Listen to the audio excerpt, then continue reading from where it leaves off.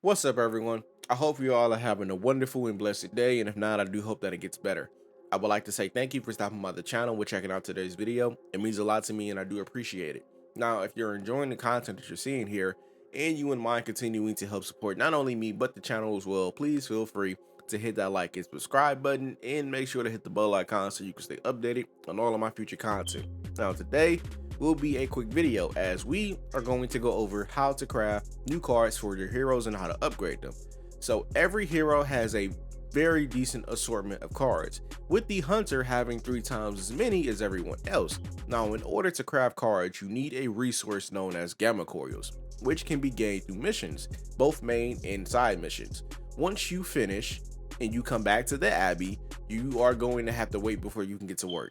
See, because the Abbey runs on a day and night cycle. In the morning, you wake up, you talk to everyone, say hello, get the work done that you need to get done, and then you proceed to head out on a mission. Now, when you come back, it's going to be nighttime, and everybody's going to be hanging out, relaxing, and unwinding after a long day of being a hero and doing hero things. Because it's nighttime, ain't nobody trying to work. So things like the forge, training, the item crafting station, various things you will not be able to use during the nighttime. You're gonna have to wait until the next day. Now, once you go to sleep and you reach the next day, you can head up to the forge and talk to Tony and Strange for all of your crafting needs. Now, we're only going to be working on cards in this video. Now, you're gonna want to choose gamma coil analysis. The heroes that you'll be able to create cards for will be for whichever 3 heroes obtain that specific gamma coil. So for example, if you had Iron Man, Blade, and Ghost Rider on one mission, and then you had Nico, Magic, and Spider-Man on the next mission, each coil would be for those 3 heroes specifically. Now, there are some coils that will offer a card for every member of the team, but on a pretty normal basis, it's going to be for whichever 3 heroes had that coil specifically. From there, you will be able to pick up to 1 to 2 cards out of however many are crafted. So for example, if 2 cards are crafted, you can pick 1 out of the 2. If 4 cards are crafted, you can pick 2 out of the 4. Now, you might be able to pick more than 2 cards. I'm not sure, because at the point of making this, I'm close to a dozen hours in the game, so I'm still learning and experimenting with things. But as of right now, I think 2 out of 4 cards may be the absolute limit. But the general gist here is that you will have to pick and choose from the total number of cards that you get. And don't worry if you don't pick a specific card, it will always show back up again later in a random selection. Just because you don't pick a card doesn't mean that it's gone forever. You're just not gonna see it until it's ready to show up again. And from what I know, the cards in terms of how they show up inside of the gamma coils are random. Now, once you're done with crafting, you're gonna want to head over to Blade in the yard, aka the training yard, or training grounds, whatever you want to call it. Now, in order to upgrade a card, you need 2 copies of a non-upgraded card in the material for that. There are 3 kinds of upgrade materials in total. You have skill essence, attack essence, and heroic essence. You can get this material by farming various missions, randomly picking it up around the Abbey and the Abbey grounds, and you can even dismantle cards for the material if need be.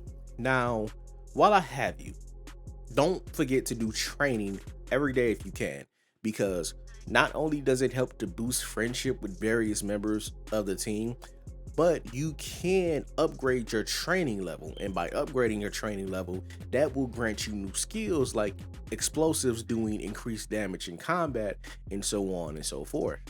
Item cards can be crafted using essence material as well by going over to the item bitch, which is also located in the forge, and making them. And you will also be able to get them from arcane chests as well that you will find throughout the Abbey grounds in and out of itself. Now, over to Agatha's cauldron, which is located in the library. This is something that you will have to progress further into the story to unlock, but once you do, you will be able to craft things like item cards, resources, and cosmetics for the hunter. You will have to collect the various ingredients around the Abbey grounds to make them, and recipe books are also scattered all over the grounds. So the more books that you find, the more recipes that you will be able to make. In this next clip, I'm even going to show you exactly where you need to go to obtain the cauldron fire in order to light the cauldron in general. Now, onward to the advanced portion of this, right? The ability to craft ability cards outright. Now, to do this, if my memory serves me correct, the research project that I believe you will need to do is the Book of Ashanti. Once that is finished, ability crafting and blueprint exchange are what you are going to obtain. These will be new options and they are vital. Over in ability crafting, you will be able to build copies of cards that you currently have. That way you won't have to only rely on drops from gamma coils. You will be able to craft 4 types of cards here: common, rare, epic, and legendary. For example, let's say if you just obtain a Hell Ride card for Ghost Rider in the gamma coils and there's a special effect on it too. Now you can copy that exact same card, then you'll have 2 copies, and then you can turn that into an upgraded version, and then you can just keep on doing that over and over and over again until eventually the card can't be upgraded anymore. Now, over in blueprint exchange, you have 2 options here. You have salvaging and you have crafting. Salvaging a blueprint will allow you to obtain various rewards, like a rare will get you 2 commons, or an epic will get you 2 rares. The crafting part is pretty simple. Once you have the needed materials in order to pay the cost, you will get a reward. To make an epic blueprint, you need 10 of each essence and 2 rare blueprints. Also, the little arrow sign at the bottom of the cards signify the rarity and the type of blueprint that you need. So if you look at the bottom of a card and you see it has blue arrows on the bottom of it, this is an epic card. So you're going to need an epic blueprint to make that, just to like further explain what blueprints are so people don't get confused.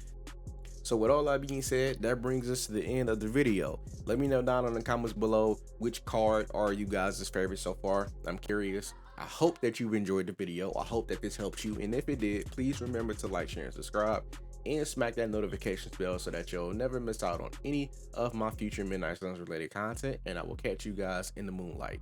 Peace. Trying to the bed, trying to live life. Pull it to the club with the bottles on ice. Need a back end by the end of the night. I'm an artiste and a socialite. Trying to do a big, trying to live life. Pull it to the club with the bottles on ice. Need a back end by the end of the night. I'm an artiste and a socialite.